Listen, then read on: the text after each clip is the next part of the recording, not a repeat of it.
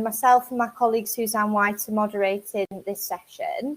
If you do have questions you'd like to ask Joanne, I'll be reading them out at the end of the presentation, and if you could privately message them to me. So on the left-hand side, you'll see my name at the top, Maria King, and if you click on me, you'll get the option to privately message me. If you're having technical problems and you need some support, if you can message my colleague Suzanne White, and her name again is just appearing a couple of people underneath me in that left-hand side. We will be recording the session, and I'm going to hand over to Joanne. So we've got Joanne Fitzpatrick, who's going to talk to us now about how witches use libraries.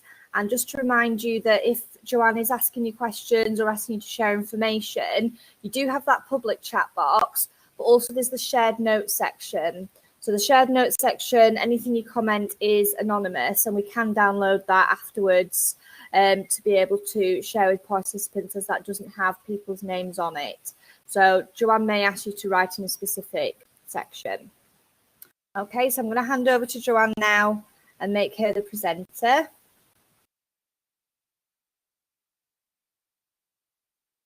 Hello, hi, just checking everyone can hear me. I'll wait for some yeses before I carry on. Oh, lovely, thank you. So good afternoon, everyone. Thank you for the introduction, Maria. Maria and I are actually ex-colleagues from Lancashire Public Library Service, so it's really nice to be here and presenting and meeting virtually again. So I'm delivering a talk today called How Witches Use Libraries, the Library and Information Needs of Contemporary Pagans and Ritual Magicians. It's based on original research completed for my recent master's degree in Information Science from Northumbria University. I'm also a research support librarian at Lancaster University. This isn't particularly connected with my employment, but that's my role within the library and information professional world. And the other thing you need to know about me is that I am a witch. So the talk is going to cover the intersection of contemporary pagan and occult practice and the library and library and information science. And I'm approaching this from two angles. Firstly, I'm hoping to give you insight into this group and what is important to them. And secondly, I want to help you to think differently and creatively in ways that might be useful elsewhere in your library practice. Okay. So Darren and Michelle have just asked me to position myself and the viewpoint that I come from, as this is most relevant to the event and the audience. So I'm going to go through this quite quickly because I've got a lot to say. But it's common to start talks on this subject in this way anyway, to when speaking to audiences of practitioners, because there's such diversity of thought, as George has already mentioned in the pulpit chat there. So I speak as a long-standing member of the pagan and ritual magic community with more than 20 years involvement in various practices with various groups. I hold several roles within the community across different practices, and this is a huge part of life for me. But I would hate to speak today and say that I am marginalised because of this, because pagans and ritual magicians, they always have the option to keep their involvement secret, and this isn't hiding. This is very important, as I'll explain later on. Other groups can't hide so easily, and I acknowledge that. So, for example, people with visible disabilities. And I would hate to compare myself with clearly marginalised groups and diminish what they experience, as I've experienced no obvious discrimination. However, I did wait around 10 years until I was in a privileged position to out myself. I was a wife and a mother and a professional when I did it. So I acknowledge I engaged in respectability politics there, and it's still uncomfortable for me to make statements in public like I am a witch, all of which are behaviours of someone who is attempting to avoid discrimination. So this is the viewpoint and position I speak from when I deliver the following. Okay, so I'm very quickly going to define what paganism and ritual magic is, and then go through the important features of it that might be important from an information behaviour standpoint. And then I'm going to look at some existing UK organisations that already support this community in order to give you the context that you need. I'm then going to discuss my research findings, and hopefully I'll get through that quickly enough to get through the really interesting bits at the end. So I'm going to introduce something that I've called non-rational forms of knowing, and that's where it gets really a bit weird. Okay, so and then finally, using that new strange knowledge, I'm going to support you to think like a witch and see how librarians can meet the needs of this community. Okay, so I'm going to try and whiz through these definitions. What is it? Okay, it is a group of alternative spiritualities and religions. Paganism is an umbrella term that encompasses traditions such as Wicca, Druidry, heathenry, shamanism. There are others, those are the most popular ones. It's characterised by nature worship, what I would call extreme pantheism. So down the right hand side there, nature is divine. It's not just proof of the divine, there's not just divine in it, it is the divine. Also polytheism, so you may be familiar with kind of northern gods, for example Thor, and that kind of worshipping multiple deities, a feature of what happens. And paganism draws inspiration from historical pre-Roman, pre-Christian, indigenous ancient religions. However, most of it is a very modern iteration and is just an inspiration from it. So it can be differentiated from that by paganism with a big P. Big P paganism is the modern iteration of it. And small p paganism is those historical indigenous religions. There's a slight difference. Okay, so ritual magic again is something slightly different. Again, it can include paganism, but when we talk about ritual magic itself, we're talking about the occult, things like high ceremonial magic, chaos magic, things like hermeticism, thelema. You may have heard of Kabbalah, maybe the only one that is vaguely well known. It's characterised by spells and magic, and it's spelt with the K there to differentiate from stage magic. There's some other reasons for that K being there as well. Things like divination are a feature of that, and control of the self and the mind. So that can, there's no nature worship or deity worship in that, and that can be a quite separate path. It's just to iterate that. So down the right-hand side, I've mentioned polytheism and pantheism already. The divine, there's a real diversity of thought into what constitutes the divine, which is really important. And also the concept of the veil between the inner world and the outer world. So the inner world is seen as a place as vivid and important as the outer world. So they're things that you need to know. So moving on, these are important features that as library and information professionals you might be interested in.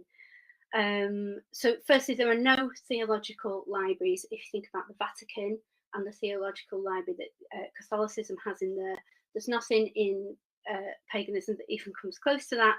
There's no archives. There's some attempt at creating them, and I'll show you the main ones in a second.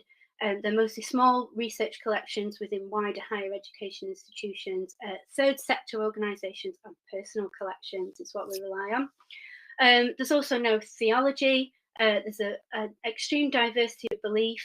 It's very important for each adherent to assess what sits right and what resonates with them. And that's what they choose to believe in. There's no dogma or doctrine. That's really important. Because it's got implications for kind of self-directed study. There's no holy text. As librarians, we are principally interested in books. So there's no holy text like the Bible or Quran.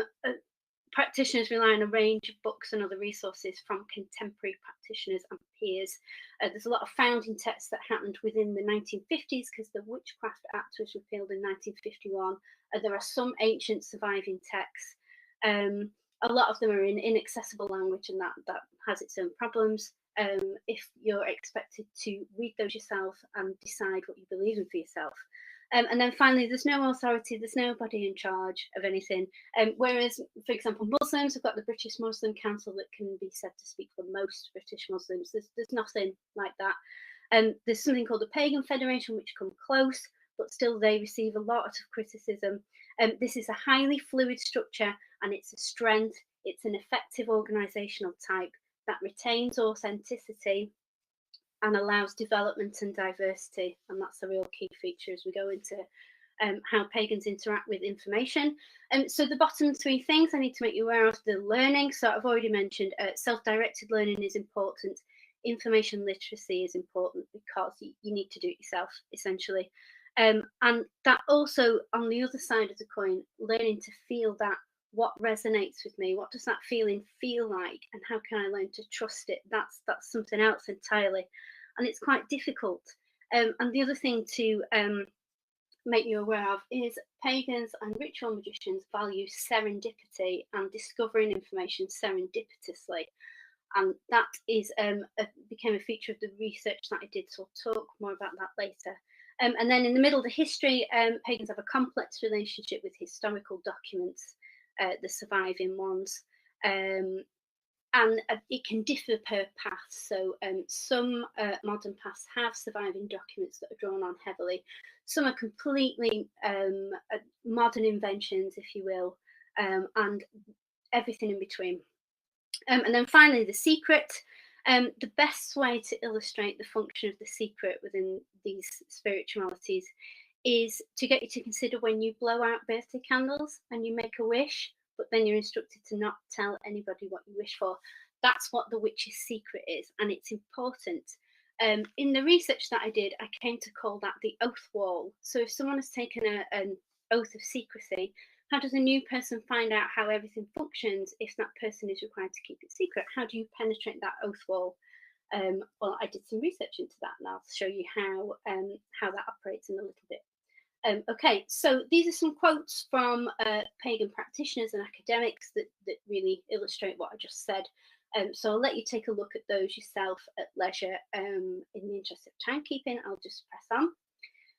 These are the existing organisations that I'd like to highlight to you. So these are just UK organisations. There are others bigger and you could argue better ones in America, across the pond, and in other places across Europe. But in the UK, we have the Library of Avalon. So this is a third sector organisation. They are a lending library and they have a custom classification system that's based around the subject of esoteric.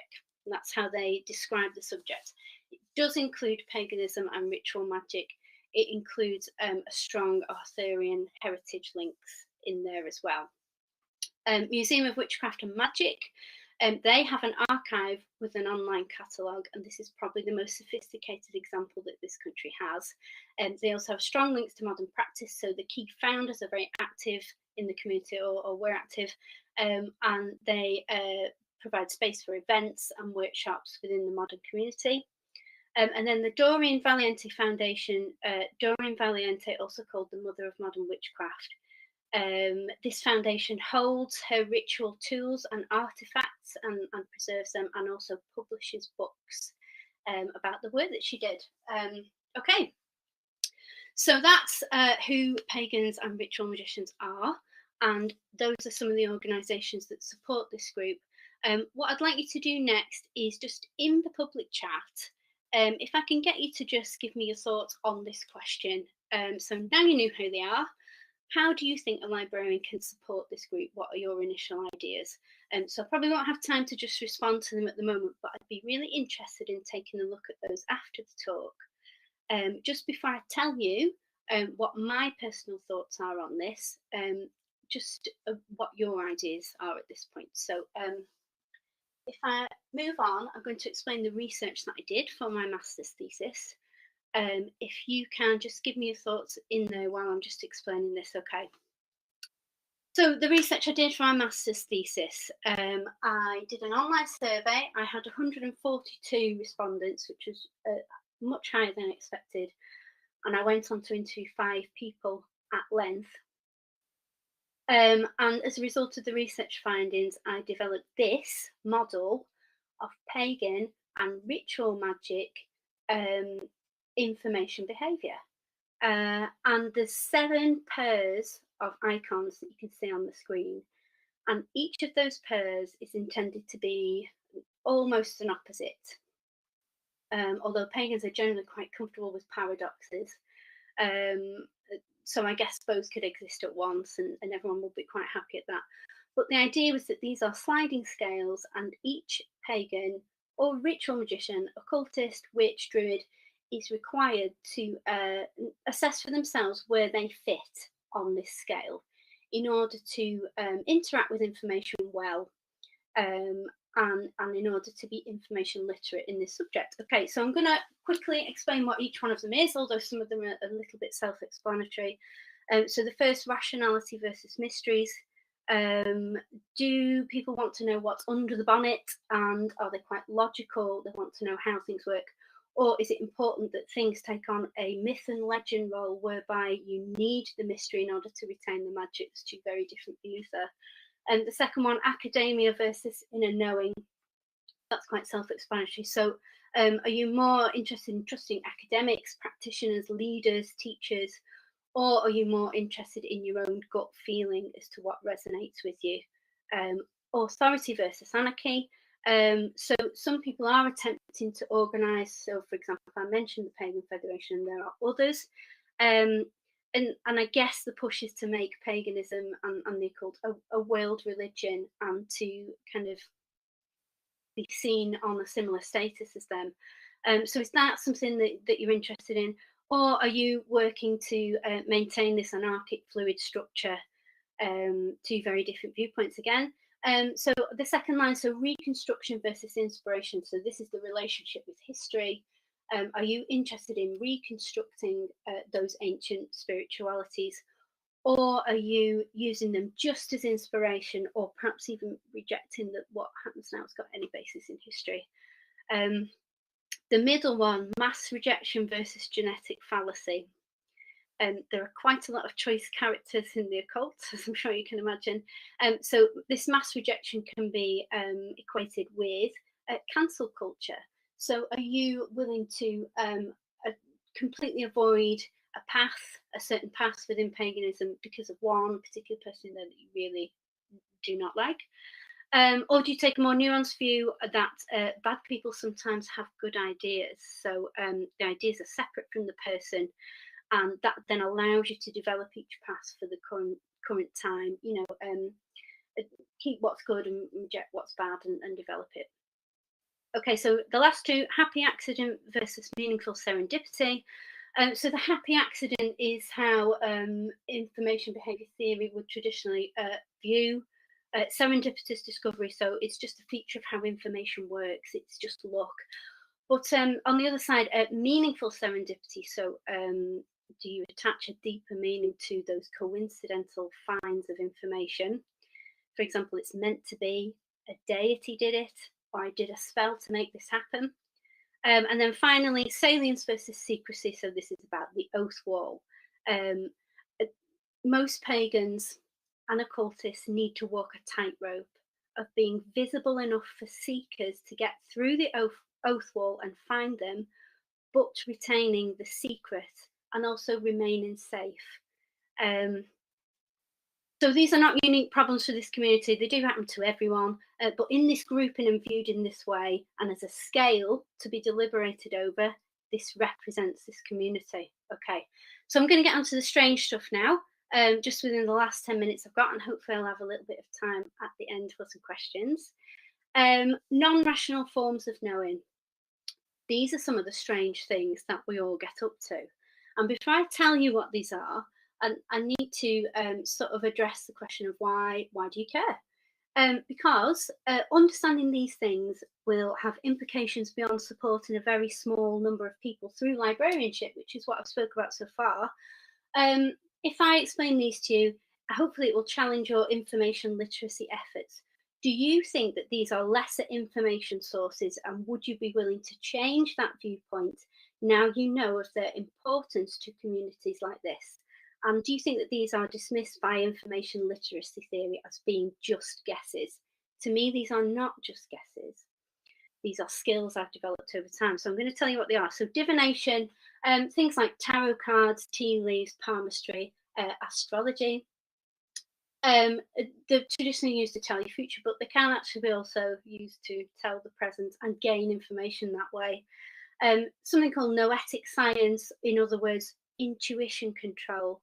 So that feeling of resonance and that gut feeling, something just feeling right, building on that strength of your intuition and learning to rely on it, that is a source of information. Gnosis, in other words, altered consciousness, which can be achieved through deep meditative states, for example, something called shamanic journeying. So exploring that inner world that is as important as the outer world. And then a really great example of an altered state of consciousness is lucid dreaming and information that you might gain through that. And then finally, synchromysticism. So this is the serendipitous discovery. So coincidences and attaching meaning to those coincidences or finding meaning in them. And again, learning to rely on that and using those as information sources. There was a study by Urdeles in 1997 that spoke about super encounterers of serendipitous information. And there are certain practices, which I'm going to detail below, which would manipulate yourself up to being a super encounterer. So a coincidence is a message. Those are all types of ways of knowing things that are alternative, unorthodox, non-rational. Okay, so the 4 things below are some specific techniques for achieving those. Something called unverified personal gnosis was spoken a lot during my research. So this is where you would communicate with deity, and that deity speaks to you about something they've never been documented as speaking about before. But that doesn't matter. It's unverified. There's nothing in any literature. It's personal between you and the deity. You know it's true. So that is information to you.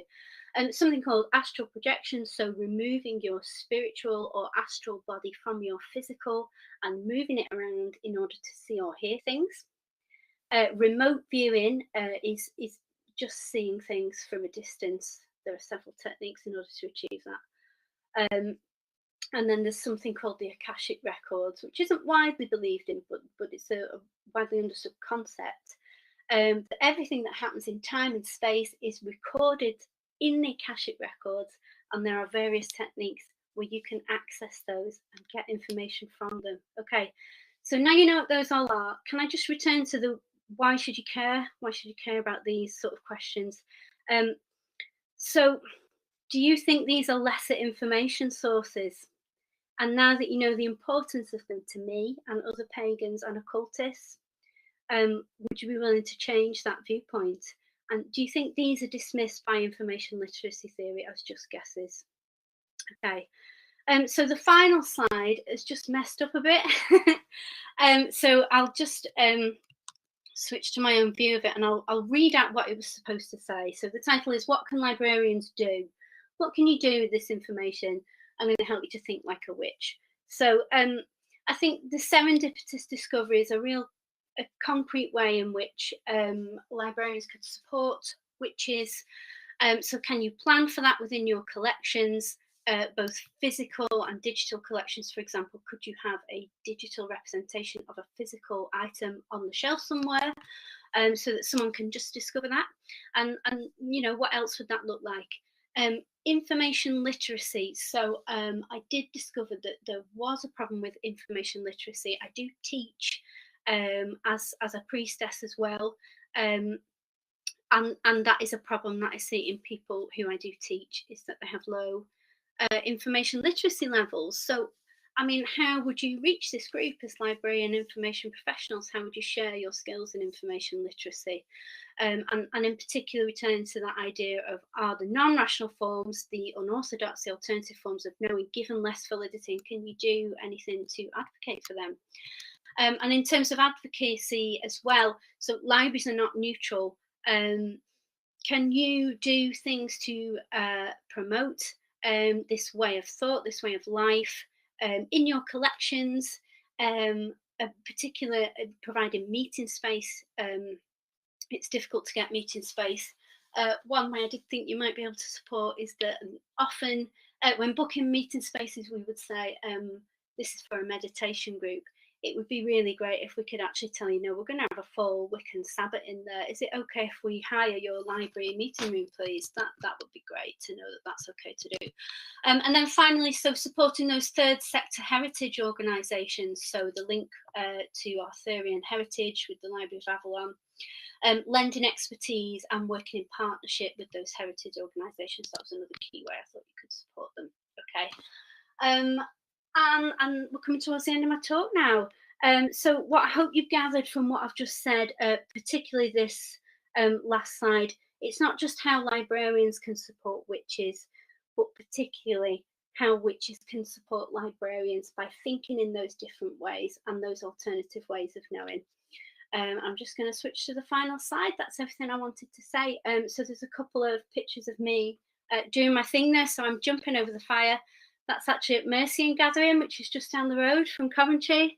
And there's a picture of me at a Sabbath, which is around Halloween, hence the pumpkins, just in the ritual space that my group uses. And there's some contact details for you there if you'd like to get in touch outside of the talk. And I'm now ready for questions. Thank you very much for listening. Thank you very much, Joanne. That was really interesting. I have had one question come through to me via private message, so I'll read that one out for you first. And then if people want to ask other questions in the public chat now that Joanne's finished and she'll be able to look at that as well, that's fine. So the first question I've had through is asking, how can librarians help support pagans by presenting library resources according to their approach? Specifically, how can we differentiate between academic historical resources, i.e. a book on an ancient religion, and contemporary pagan resources which may have modern ideas, with an example, i.e. the Pharaoh's Witches Goddess? Yeah. So that Pharaoh's, the Witches Bible, that's a real key text. And I mean, you'd be unlikely to find that in your collection. And I think particularly those historical texts as well, you'd be unlikely to find that in your collection. So, I mean, we're talking about a real small number of items that you might present.